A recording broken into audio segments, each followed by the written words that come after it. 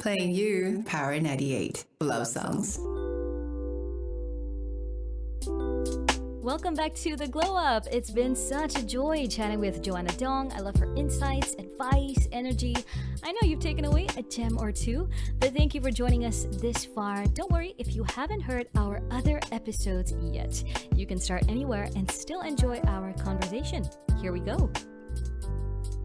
Well, maybe on that note as well, as we're connecting with other people, I think and you might have just mentioned this before, we'll definitely face rejection if we're at home, in our interpersonal relationships. And I have this little quote from you. I put on my little stalker goggles here and I found it back in 2017.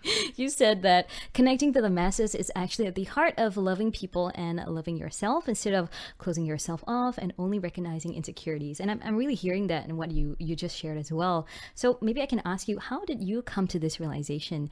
And is it still the case for you? Yeah, I actually remember that quote, and it's something that I still circle back to thinking about fairly regularly. I think, like I said, I spend a lot of time just thinking about, thinking about a lot of things, my own emotions and all that. I think that is actually a big part of being an artist or a performer. Yeah. I think of all the people who, of all the different professions, we are almost expected to be the most in touch with our emotions, because the work is to basically translate the human experience into something, like music, into poetry, into film, into performance, for example. So my own journey was that I had very little love for myself. And mind you, it's possible to at once be a little bit of a narcissist, but also at the same time, not really truly love who you are. So I came to realize that I was just really wrapped up with what I wanted to do. I was very caught up with my own personal journey that I cared very little about what the audience genuinely would like to hear, for example. Okay. So that when I recognized that, it was easier for me to then say, I'm happy to do music that speaks to the masses, because I think there was a period of my time where I did esoteric music as a revenge tool. It's like, it's like, oh, y'all don't like me, okay, then I will do songs that y'all don't like. It's like, what kind of petty vengefulness and this? And mind you, I am a Scorpio, and I feel like I'm not vengeful in almost every other aspect, but this is one of the ways that it kind of manifests. I mean, if you believe in the astrological tendencies. So I think that was me just acting out, right? Yeah. But of course, then fast forward to what we were just talking about, where suddenly I felt like I had lost love from the audience. And then I was angry, and I felt like, I don't want to just generalize. It was actually a very, very, very, very small fraction of the audience that was, trolling me online, right? Yes. But then you always feel like those people are the whole world in that moment. Again, it's wrong, but it felt like that. And then suddenly I had lost all love for them because they lost all love for me. That's how I felt. And I was angry. I was like, you do not deserve to have great music. This is actually really understandable. If I could, let's say a teacher marked me down for something in one of my favorite subjects in English, I'd just be like, lady, I'll see you in 2 weeks. I'm not coming to school. Right. Yeah. That's my revenge. You're just like, well, if I'm not going to get affirmation from you, you're not going to get any commitment from me, right? So it's like an eye for an eye, and then we're all blind.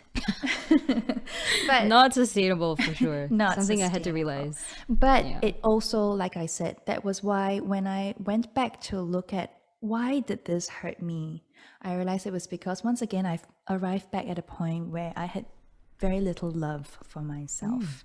And I think this is in part because the pandemic has exhausted me. I was questioning my own worth and validity, as a performer. Yeah, you know, so many things were going on. And so because I didn't love myself enough, then of course I felt very easily, you know, like I was, Abrasions. yeah, these abrasions like just really scratched at me and hurt me, got deeper than they really should have, for example. So I think the process is iterative, right? We will go through like, okay, I'm at a great place and I can love everybody and I can reach out. But then also, there are times when you're like, I can't do this. I just need to shrink into some kind of angry little corner. But the beautiful thing about that was, and I think I'm very thankful for this, was that when I posted that angry little rant, so many people, I think in the hundreds, you know, Wow. either commented online on the original offending post or sent me DMs in my IG to say we liked it, we enjoyed it, and you know, keep up the good work. And so there's just a lot of love. People reached back. Yeah. I think that was very, very affirming. It helped me get to a place where I could love myself a little more. But I couldn't have done that without everybody, you know, reaching Right. back. So it was a great learning experience, I think.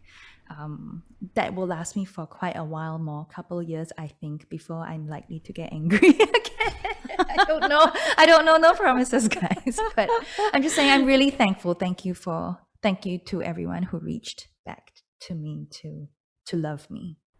Yeah, I think there's no shame in that, in needing what you need, especially to get through a tough time. And that's what our communities are here for, especially people like your fans, your family as well. These are people who love you for who you are, right? And I think our communities are sometimes underestimated for how much they can do for us. Yeah. I don't know whether it's, you know, a Singaporean or Asian thing, but we're probably more verbal with our criticism than we are effusive with our praise.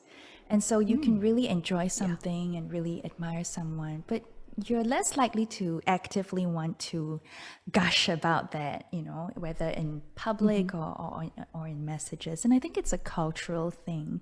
But I think it's nice when I said, hey, I need some loving, that people were very generous to respond. And so maybe then it's for us to also realize that, oh, culturally, maybe we're a little shy to express our love and admiration. But if you ask for it, if you're just willing to just ask for it and say, hey, I need a little love and encouragement today, then I'm quite confident also that you'll get it. You'll get it back. That's a really positive note to end that series of thoughts, Joe. And I just really want to thank you for being so honest and so, you know, you're really like down to earth, Joe. And it's been such a pleasure, you know, hearing from you and hearing your thought processes. Definitely a role model for artists, you know. I don't want to be I don't want to be a role model. It's too much stress. Oh man.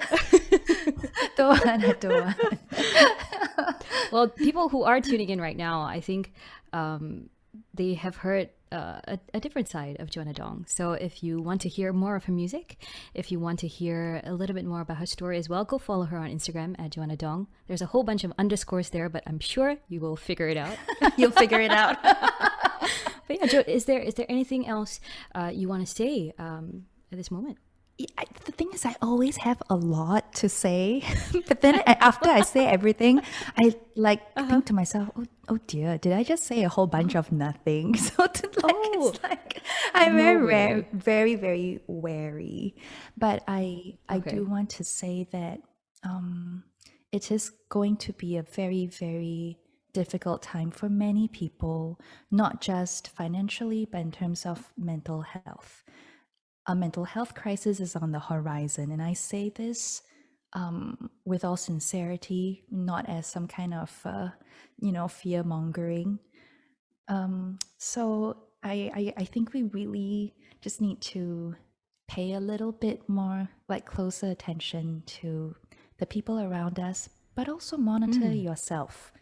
If you sense that you're not really doing that well, seek help. There are many counseling hotlines available. Or if that you're not comfortable with that, that's all right. You can always talk to someone you trust.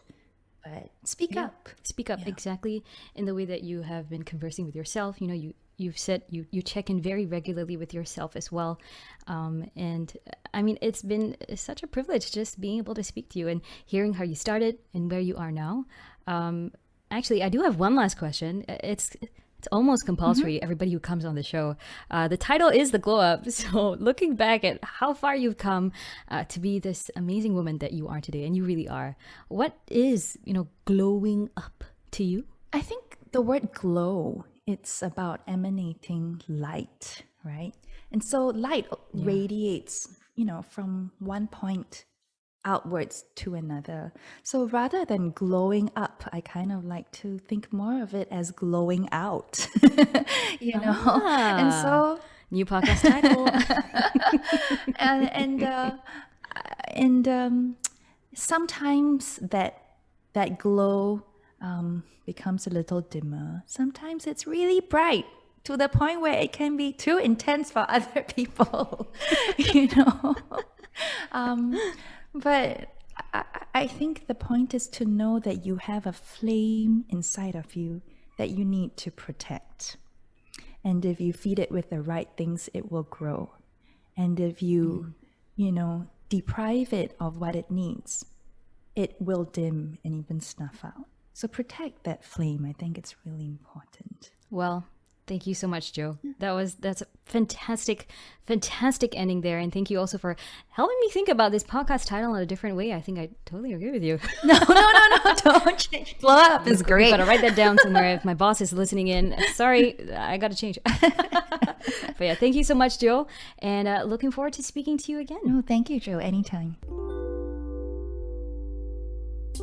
Thank you to Joanna Dong and to you as well for tuning in. So catch me next week with a brand new guest. She's all about sports, and with the Olympics and the Paralympics happening this year, it's a great opportunity to learn from what being a sportswoman can tell us. So I'll see you here again next Wednesday.